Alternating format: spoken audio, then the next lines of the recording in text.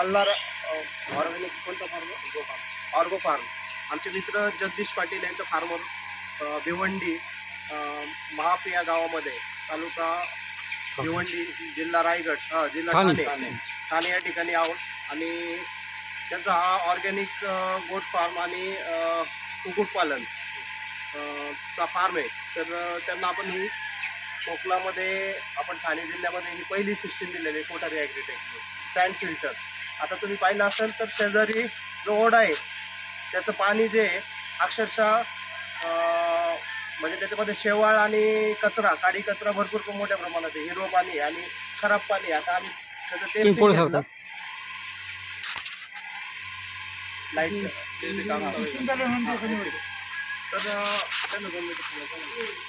2 मिनिटं थांब जरा. आता या ठिकाणी आम्ही ते टेस्टिंग घेतलं पाण्याचं. आता हे जे पाणी आहे ते आम्ही आता हे नदीतून शेजारी जी मुंबईला पाणी पुरवठा करणारी जी नदी आहे, कोणती नदी आहे तुमची? धरण आहे. धरण.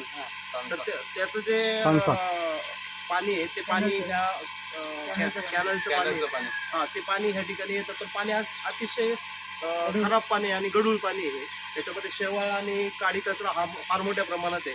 तर आम्ही इथे फिल्ट्रेशन केलं. याचं फिल्ट्रेशन केल्यानंतर हे 2 पाण्यामध्ये फरक तुम्हाला इथे समोरासमोर दिसत असेल. हे फिल्ट्रेशन, हे पाणी नदीचं आहे आणि हे फिल्ट्रेशन केलेलं पाणी. दुसरी गोष्ट, आता आम्ही ह्या तुमचं नाव काय म्हटलं?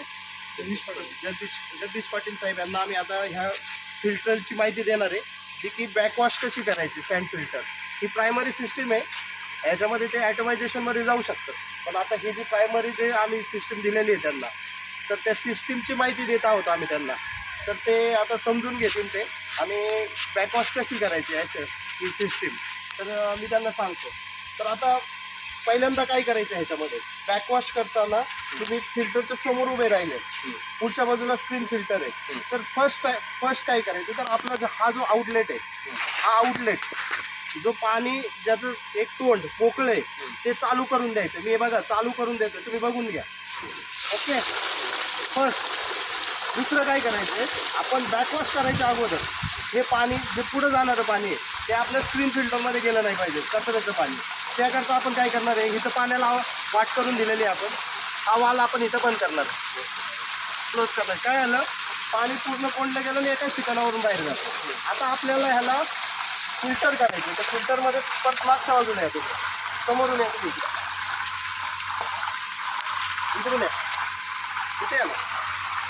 तर आता तुम्हाला बॅकवॉश करताना बॅकवॉशची जी सिस्टीम आहे, बॅक, म्हणजे तुम्हाला पाणी बॅक करायचं आहे ह्याच्यामध्ये. आता आपण पाणी इथं कचरा